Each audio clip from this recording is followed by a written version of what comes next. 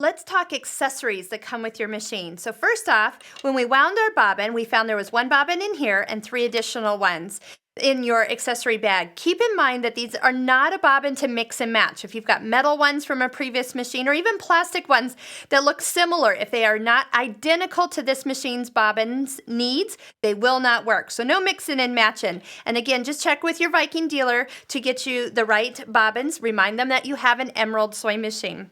The feet that come with the machine, let's start off. The one that actually comes with it is noted with an A, and that is actually your standard presser foot. You also have one that's a B foot, and the difference is there is a little cutout or groove in here. You can see that if the stitches were really, really heavy or dense, they would have a place to slide out the back. Where on this foot, that cutout is not as long, and so that is not the best use. And when we do some satin stitching, we'll use this foot or any of the decorative stitches. All right, so we'll just slide that back on. See how easy they just push on and pull off? That's nice.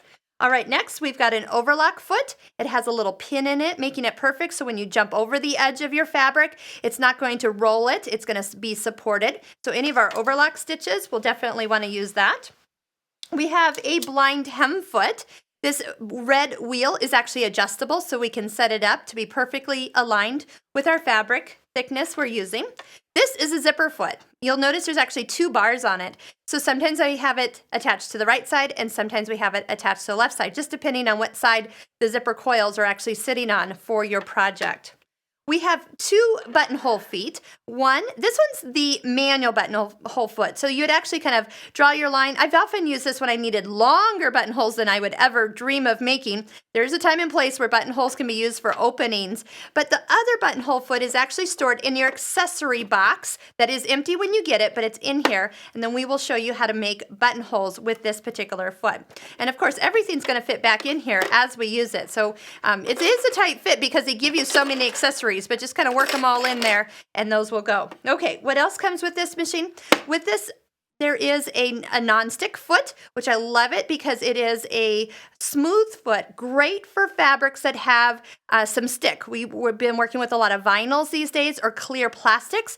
Put this foot on, that metal foot's going to just stick to the plastics or leathers. This is going to glide right over it. So that is a wonderful one to have. We've got a seam guide. There's a place in the back of the white ankle that as you push it on, here, I'll show you, that will kind of just sit right in that area, and you can set that for any distance to help you keep going straight. We've got a seam ripper. Take that out, put it back in its cap, and then that's a nice handle for use. We've got a brush for cleaning. We'll have a whole video on how to do cleaning, which you'll need the screwdriver to take some of the screws out on this side.